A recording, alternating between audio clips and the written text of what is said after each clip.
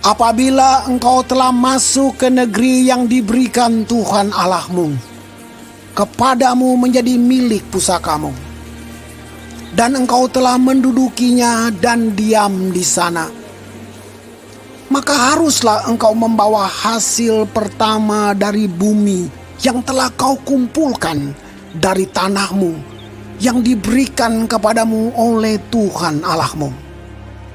Dan haruslah engkau menaruhnya dalam bakul, kemudian pergi ke tempat yang akan dipilih Tuhan Allahmu untuk membuat namanya diam di sana. Dan sesampainya kepada imam yang ada pada waktu itu, haruslah engkau berkata kepadanya, "Aku memberitahukan pada hari ini kepada Tuhan Allahmu bahwa aku telah masuk ke negeri yang dijanjikan Tuhan dengan sumpah kepada nenek moyang kita untuk memberikannya kepada kita. Maka imam harus menerima bakul itu dari tanganmu dan meletakkannya di depan mezbah Tuhan Allahmu.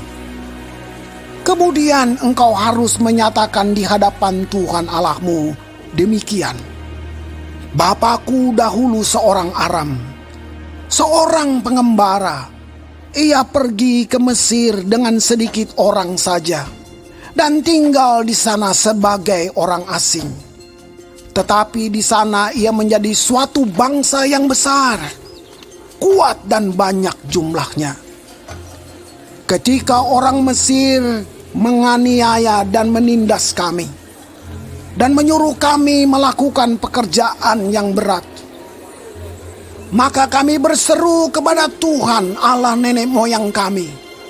Lalu Tuhan mendengar suara kami dan melihat kesengsaraan dan kesukaran kami dan penindasan terhadap kami. Lalu Tuhan membawa kami keluar dari Mesir dengan tangan yang kuat dan lengan yang teracung, dengan kedahsyatan yang besar dan dengan tanda-tanda serta mujizat-mujizat.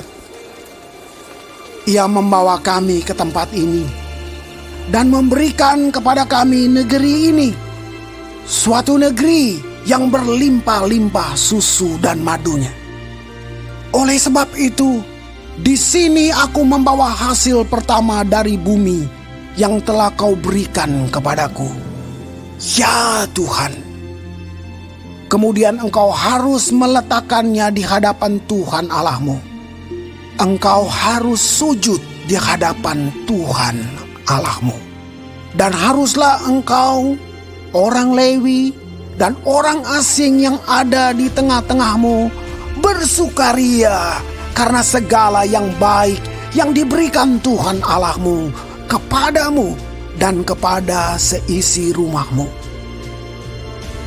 Apabila dalam tahun yang ketiga, tahun persembahan persepuluhan, engkau sudah selesai mengambil segala persembahan persepuluhan dari hasil tanahmu, maka haruslah engkau memberikannya kepada orang Lewi, orang asing, anak yatim, dan kepada janda, supaya mereka dapat makan di dalam tempatmu dan menjadi kenyang.